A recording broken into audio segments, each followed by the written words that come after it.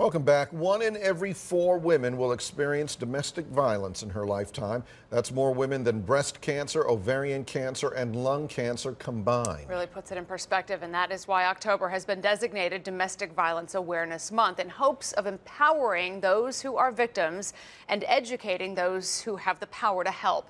Fox Eye's Holly Morris joins us now in studio with more on tonight's Pay It Forward. Holly, it's such an important topic.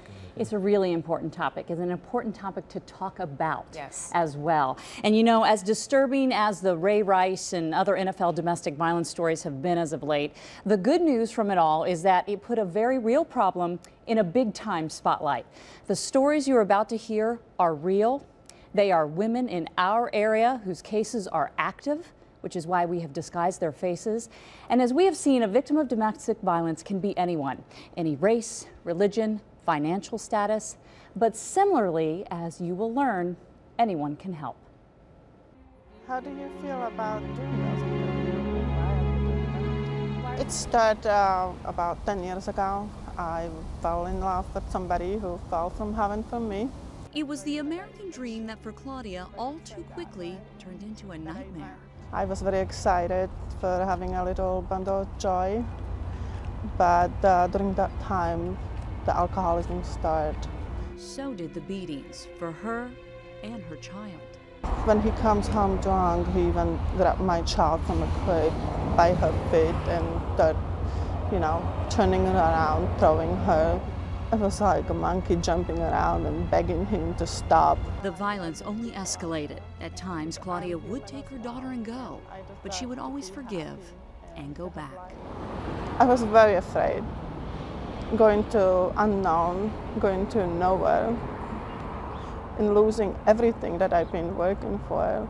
My child lost the neighborhood, her toys, her school, her friends.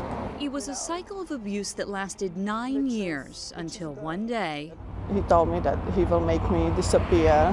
He even tried to, he tied it up around my neck and tried to hang me from the ceiling. Enough was enough.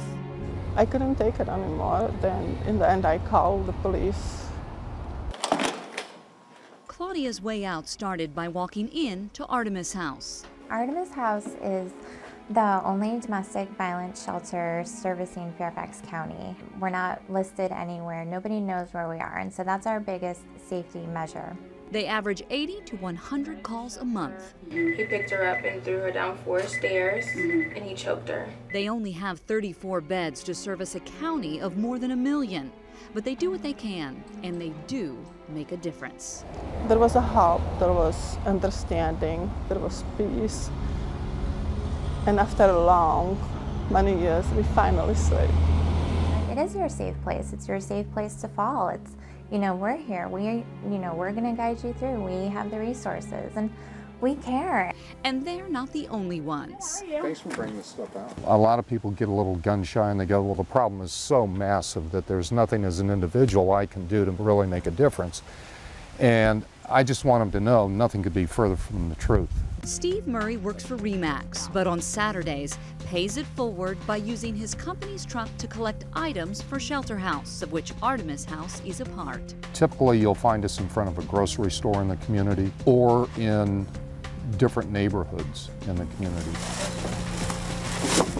Part of my mission is not only to collect goods that can be used, but it's to raise awareness.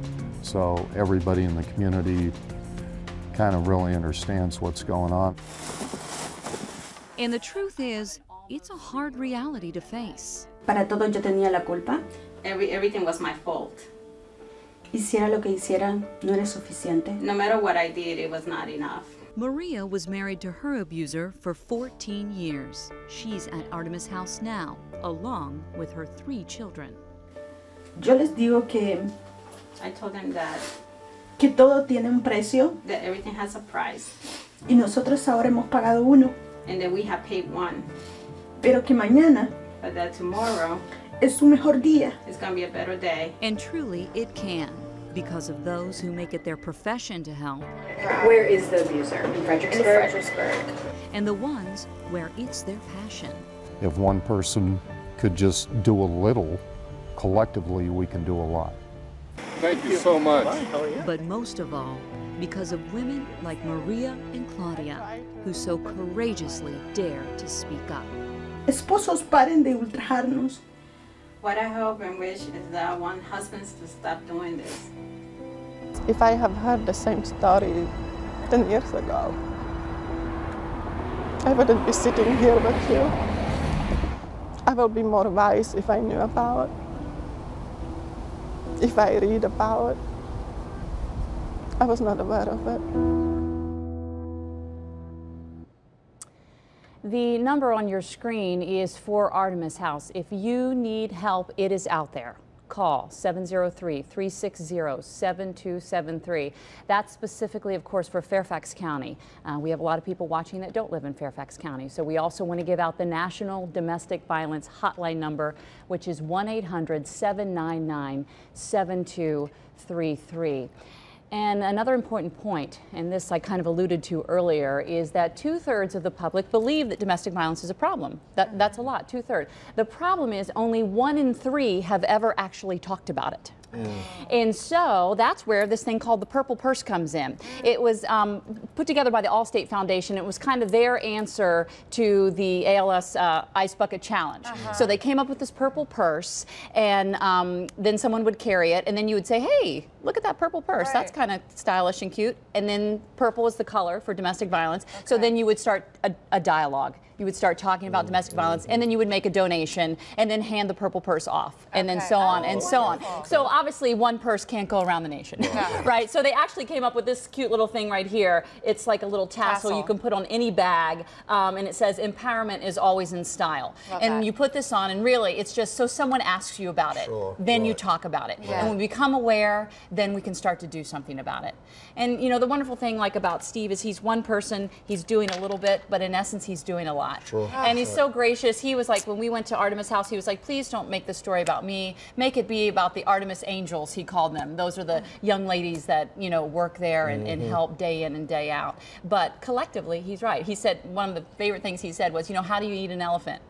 One bite at a time. And you know, and that's how we tackle this problem, which is a really big problem. Yes, it is. And thank God for him and for everybody else who was helping and for that shelter. And for the 2 women that told their stories to a complete stranger, and they were willing to tell their stories to everybody that is watching here in hopes that if someone was watching and needed help, that they would finally get it. It will help somebody. It will help somebody, and that makes the very, story very worth brave. it. And you know, just keep us in mind too in terms of your Pay It Forward nominations. We'd love to have them come in, and we'd love to tell these stories. Just look for the tab on our website, myfoxdc.com.